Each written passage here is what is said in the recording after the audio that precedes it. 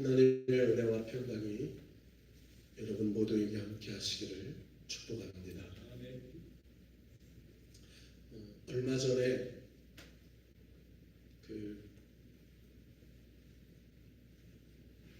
한 다큐멘터리에 나온 다큐멘터리가 아니죠. 이북 탈북민들이 나와서 하는 어느 프로그램에 나오는 이야기를 듣게 됐습니다. 미국의 유명한 대학, 하버드 대학, 콜롬비아 대학, 또 MIT 이런 유명한 미국 대학교에 북한 인권에 대한 실상을 증거하러 탈북한 청년이 와서 이야기를 하였습니다. 북한이라는 나라, 또 자기들이 탈북해서 어떻게 오게 된,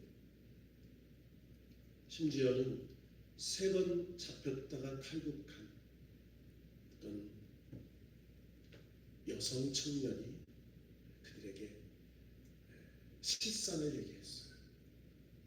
그리고 강연이 끝났습니다. 그랬더니 한 학생이 자기를 찾아와서 어떻게 하면 북한 그 인권을 위해서 자기가 도울 수 있는 길이 없겠냐 라고 물어보더라고요. 그러면서 하는 말이 돈이든 몸이든 내가 가지고 있는 지식이든 정말 어떤 방법이든 자기가 꼭 그 북한에 있는 사람들의 인권과 자유를 위해서 자기가 좀 헌신하고 싶다라고 얘기를 하더래요. 그래서 하도 그 탈북 여성이 감동이 돼서 물었다는 거예요. 왜 당신은 북한의 실상도 잘 모르고 또 오늘 강연을 한번 들은 것 뿐인데 왜 당신이 그 일을 몸을 들이고 시간을 들이고 물질을 들여서 그렇게 하겠다고 마음 먹게 됐느냐 물어봤다는 거예요. 아주 진정성 있게 질문을 해오길래 그 탈북한 북한 청년 여성이 그 미국 학생에게 물었습니다. 그때 그 미국 학생이 이렇게 말을 했다는 거예요.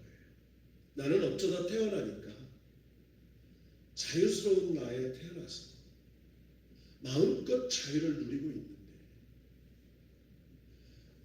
당신이나 당신들의 살았던 나라 사람들은 어쩌다 태어나니 자유를 모르는 나라에 태어나서 그렇게 고통을 당하고 어려움을 당하고 있다면 어쩌다 태어나 자유를 누리고 있는 우리가 그들의 자유를 위해서 마땅히 노력해야 되는 것이 당연한 거 아니겠느냐라고 하더라고요. 그 이야기를 듣고 너무 큰 감동을 받았다. 저도 그 이야기를 딱 들으면서 야, 그래, 정말 감동이 있는 말이다. 자기 나라 민족도 아니고 한 번도 깊이 생각해 본 나라도 아닌데 아직도 저렇게 자유를 누리지 못하고 어떤 독재보다 더 심한 그런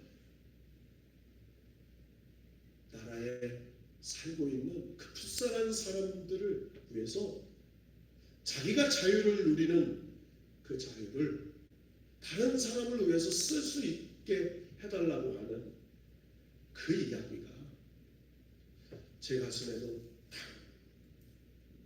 마음을 때리더라고요. 같은 민족이고 같은 핏줄이라고 하고 어렸을 적에 학교를 다니면서 통일이라는 노래를 불러가면서 그랬는데 그런 간절한 갈망과 저 북한 2,500만 내 민족 내 동포를 사랑하고 불쌍히 여기는 국률한 마음이 있었는가 라는 생각이 들더라고요. 그러면서 마음속 한 깊은 곳에 참 죄송스럽고 미안한 마음이 들었습니다. 여러분, 요즘 세상에 시끄러운 것은 무엇이죠? 뭐가 진실이냐는 거예요. 뭐가 거짓이고 뭐가 진실이냐는 거예요. 요즘 세상은요, 다 진실 공방. 뭐가 진실이다? 아니야, 그거 거짓이야.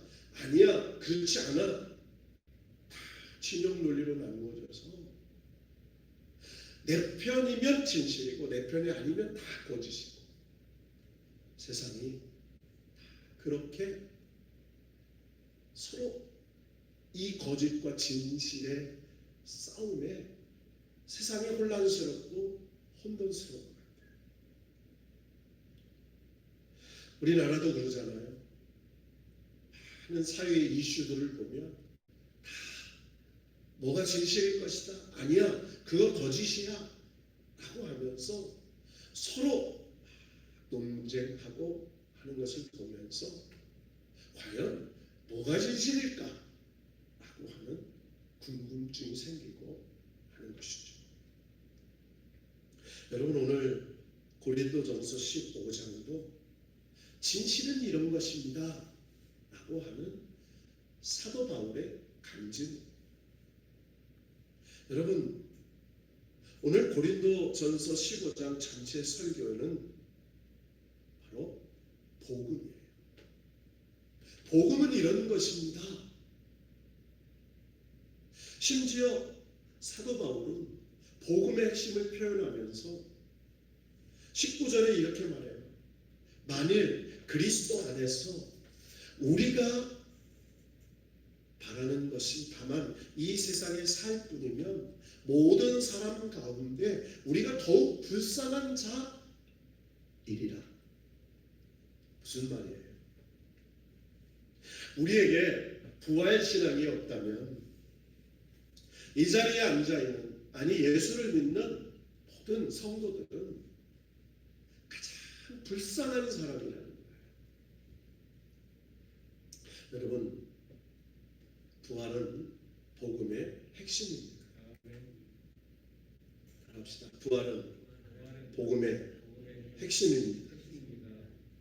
여러분, 부활을 이야기할 때 여러분 어떤 생각이 들죠? 기독교의 복음의 핵심은 부활이에요. 십자가의 죽으심도 아니에요.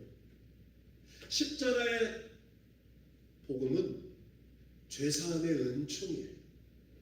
죄사함을 은혜를 받아서 우리가 어떤 존재가 되는 거죠?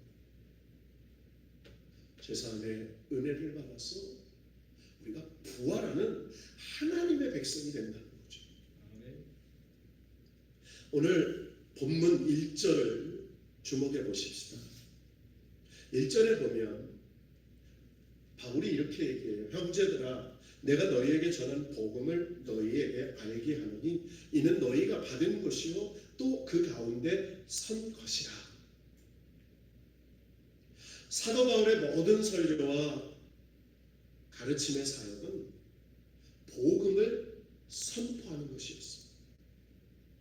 바울의 학식이나 바울의 지식이나 그리고 바울이 알고 있는 그 모든 이치를 전하는 것이 아니었어요. 사도 바울의 사역의 핵심은 복음을 전하는 것이었어요. 오늘 3절 4절 말씀에 보면 바울이 이렇게 말하죠. 내가 받은 것을 먼저 너희에게 전하였노니 이는 성경대로 그리스도께서 우리 죄를 위하여 죽으시고 장사 지낸 바 되셨다가 성경대로 사흘 만에 다시 살아나사. 사도 바울은 자신이 듣고 경험하고 믿는 것을 전하고 선포한 겁니다. 여러분, 지식을 더하는 것은 신앙이 아니에요. 우리가 배워서 그리스도인이 되는 게 아닙니다. 예수를 영접함으로 부활하신 주님을 믿음으로 그리스도인이 된 거예요. 여러분, 우리는 그리스도를 믿음으로 하나님의 자녀가 된 줄로 믿습니다. 부활하신 주님을 믿었어요. 부활하신 주님이 나의 메시아인 줄로 믿고 영접했어요. 영접하여서 우리는 그리스도인이 됐어요. 그리스도인이 된 사람들은 삶이 그리스도인의 삶을 사는 거죠. 그래서 우리가 이 세상에 삶의 목적을 가지고 사는 사람이 아니에요. 부활 이후의 삶을 목적으로 살아요. 지금 전 세계가 다시 코로나가 비타민 현상이 일어난다는 거예요. 이 팬데믹 현상이 일어나면 더 심각한 어려움이 올 거라는 거죠. 어쩌면 이것과 함께 살아야 될지 모른다는 거예요. 그러면서 전 세계가 코로나 공포에 휩싸여 있다는 거예요. 그래서 세상에 점점 이 코로나를 이용하는 어떤 정치, 또 경제, 교육, 문화 이런 것들이 변해간다. 여러분, 사람들이 왜 코로나를 두려워합니까? 죽음을 가져다 주기 때문이에요. 죽음에 대한 두려움과 공포 때문이죠. 여러분, 그리스도인은 죽음을 이긴 사람들이에요. 그렇다고 우리가 코로나를 겁내지 말고 이런 얘기가 아니에요. 조심하고 또 방역하고 또 지킬 건 지키며 하지만 그거보다 더 중요한 우리 그리스도인들의 신앙의 핵심인 죽음을 이기고 부활하신 예수 그리스도를 바라보면서 그 어려움 속에 두려움 속에 진정한 평안과 기쁨을 누리는 삶을 사는 것이 참된 그리스도인의 삶이라는 것을 말씀하고 있는 거예요. 부활신앙을 가진 사람들은 그리스도를 믿기 이전의 삶과 그리스도를 믿고 난 이후의 삶이 분명히 다릅니다. 오늘 말씀의 주제를 바울의 입장에서 이야기해 보자면 은혜라고 할 수 있을 것 같아요. 은혜로다. 바울은요, 한마디로 나의 나된 것은 하나님의 은혜로다. 이게 바울의 고백이에요. 그러니까 바울은 내가 그리스도의 전의 삶과 그리스도의 이후의 삶을 붙잡고 있는 신앙의 핵심은 은혜예요. 내가 은혜로 예수를 만났고 은혜로 예수를 믿었고 은혜로 예수를 증거하는 사람이 되었고 은혜로 내가 부활하신 예수 그리스도와 함께 영원한 부활의 신앙을 가지고 영원한 나라를 소망으로 사는 존재가 되었다고 얘기합니다. 여러분, 바울의 운명을 송두리째 바꾸는 사건이 뭐예요? 부활의 주님을 만난 거예요. 따라합시다. 우리는 부활의 주님을 만났습니다. 여러분, 부활의 주님을 뭘로 만났어요? 말씀으로 만났어요. 성령의 은혜로 만났어요. 육신의 눈으로 만난 게 아니에요. 성령께서 내 마음에 하나님의 말씀이 믿어지고 확신이 들어오고 성령께서 역사하심으로 부활의 주님이 내 안에 오신 것을 믿었어요. 믿어지는 거죠. 부활의 주님을 만나고 난 후에 사도 바울은 자신의 모습을 바로 보게 되었어요. 자신이 어떻게 살아가야 돼야 하는 이유도 알게 됩니다. 여러분, 우리가 신론을 배워요. 신학교에 가면 신론, 그리고 인간론을 배워요. 그러니까 신론은 하나님에 대해서 배우는 거예요.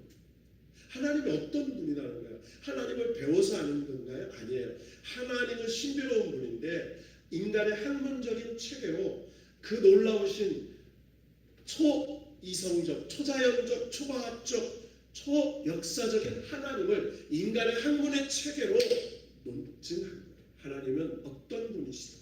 근데 하나님을 만난 사람은 비로소 인간론을 이해하게 돼요. 하나님을 만났더니 내가 어떤 인간이었는지를 발견해요. 그러니까 하나님을 만나지 않은 사람들은요, 자기 인간의 존재 이유를 망각하고 사는 사람. 여러분 이사야를 보세요. 하나님의 성전에서 하나님을 만나죠. 그리고 이사야가 첫 고백이 뭡니까? 화로다 내가 죽게 되었다. 죄인인 걸 깨닫게 돼요. 여러분 예수님의 제자들이 다 예수님을 만난 후에 내가 죄인입니다. 나를 떠나소서 이렇게 얘기해요. 하나같이 뭐라고 얘기하죠? 죄인임을 고백합니다. 오늘 바울이 뭐라고 얘기하죠? 바울이 부활하신 예수 그리스도를 만나게 된 후에 자기를 고백해요. 7절에 보면 게바와 야고보 모든 사도에게 부활하신 주님을 만나잖아요. 그러니까 그리스도께서 가라사대 예수님이 말씀하시되 다른 복음에 다 그렇게 얘기해요.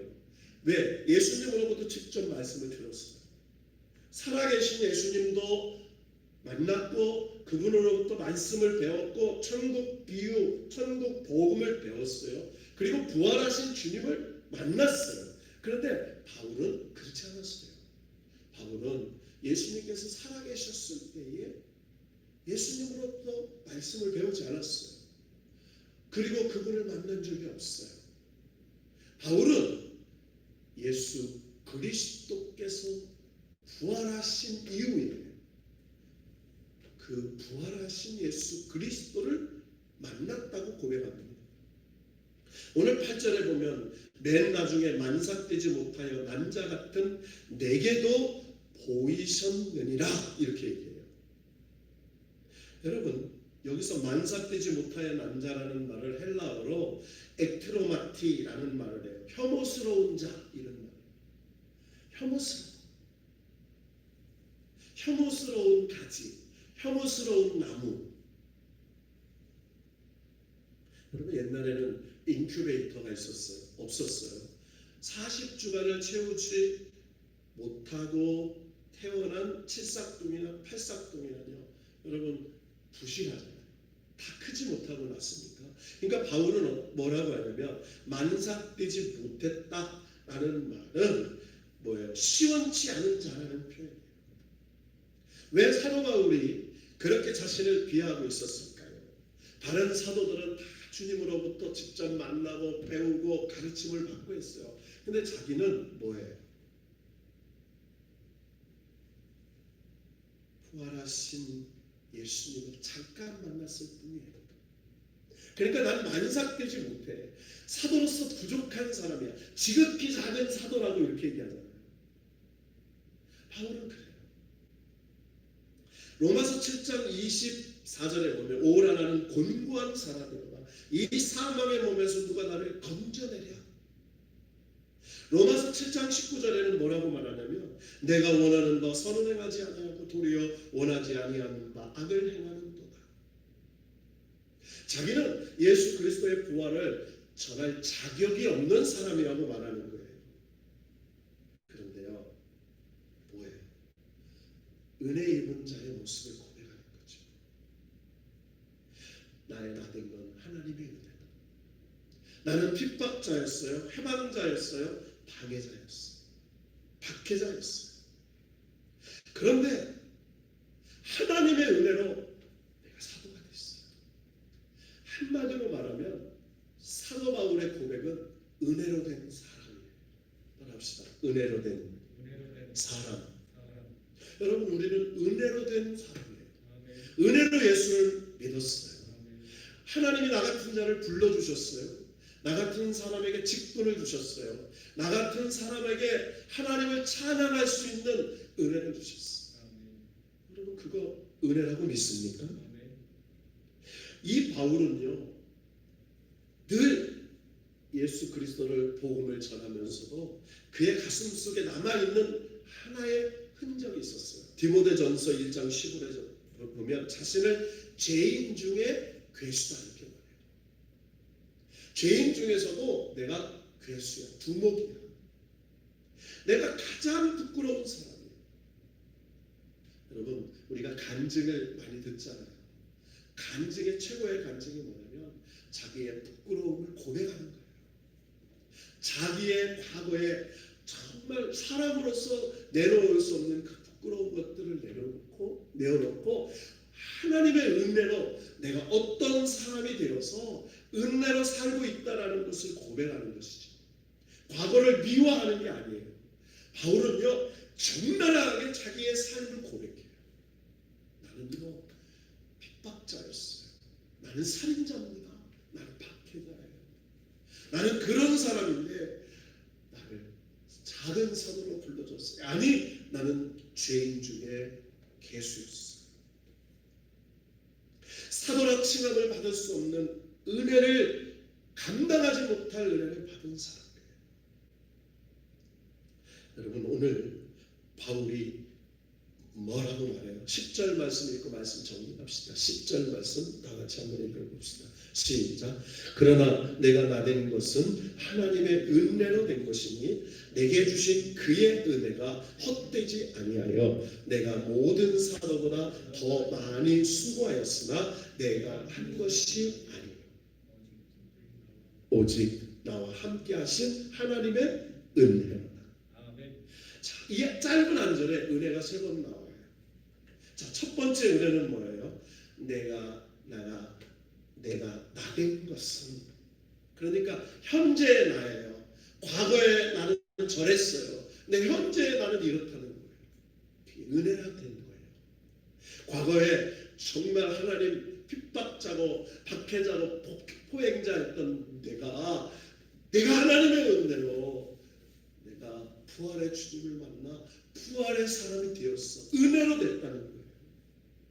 두 번째 은혜가 뭐예요? 내게 주신 그의 은혜가 헛되지 아니하여 내가 모든 사도보다 더 많이 수고하였으나 내가 한 것이 아니요. 딱 그래요.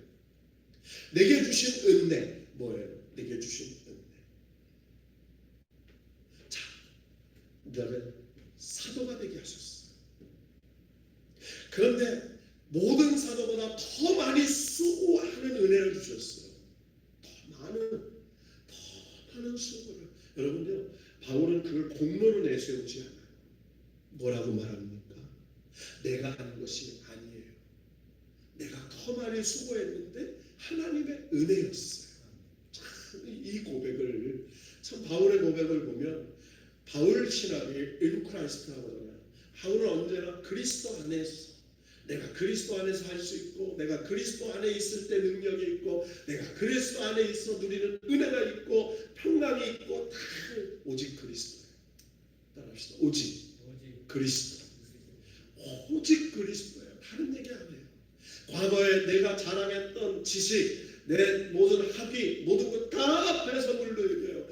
내가 오직 자랑할 것은 예수 그리스도. 내가 더 많이 수고한 것도 은혜로 된 거예요. 은혜. 자, 마지막 세 번째는 뭐예요? 나와 함께 하신 하나님의 은혜로. 하나님이 함께 하신 거 은혜예요. 제일 큰 은혜. 자, 여러분, 은혜라는 말이 뭐예요? 카리스라는 말인데 감격과 기쁨이라는 거예요. 저는 오늘 이 말씀을 듣는 성경으로 오늘 읽어보면서, 제가 차에서 보면서 또 들으면서 내게 감격과 기쁨이 있나? 여러분, 요즘에요, 이 코로나 전국에 사람들이 우울하대요. 사람들이 뭔가 막 이 짜증이 있고 막 폭력성이 막 화가 있대요. 그래서 요즘에 마스크를 왜 안 쓰라고 막 폭행하고요, 막 싸우고 막 그런다는 거예요. 그래가지고 뭐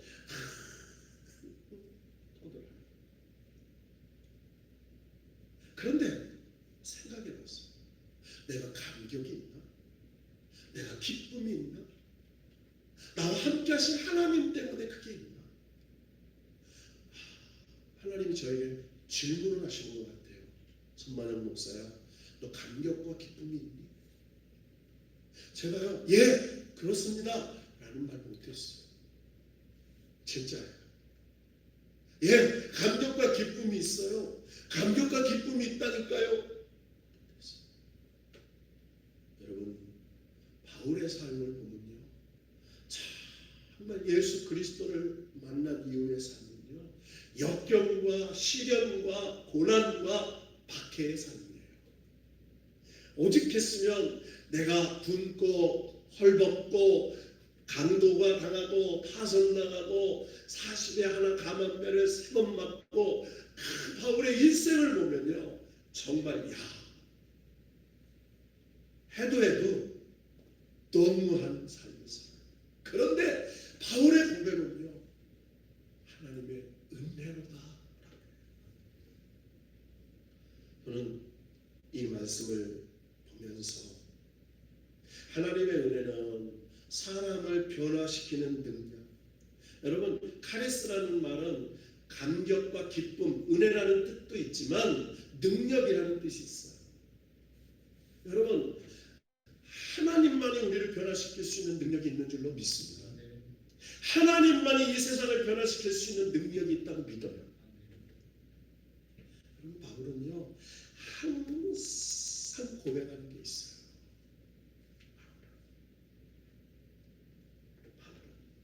주님을 만나면서 그는 부활의 능력을 믿는 삶을 살아요. 죽음에 임박하면서 수없는 죽음의 어려움 속에서도요, 놓치지 않는 게 있어요. 나는 죽고 내 안에 예수의 은혜로 산다고 고백해요. 그래서 갈라디아서 2장 20절 위대한 사도 바울의 고백이 나오잖아요. 내가 그리스도와 함께 십자가에 못 박혔노니 그런즉 이제 내가 사는 것이 아니요 오직 내 안에 그리스도께서 사시는 것이라. 이제 내가 육체 가운데 사는 것은 나를 사랑하사 나를 위하여 자기 자신을 버리신 하나님의 아들을 믿는 믿음 안에서 사는 것이라. 아멘. 여러분, 바울은 내가 그리스도와 함께 십자가의 죽음으로 끝나는 게 아니라 부활하신 주님과 함께 내가 사는 것이다. 이것이 능력이다 라고 고백합니다. 저는 이 말씀을 오늘 여러 가지 이제 다음 주면 저희 교단 총회가 돼요.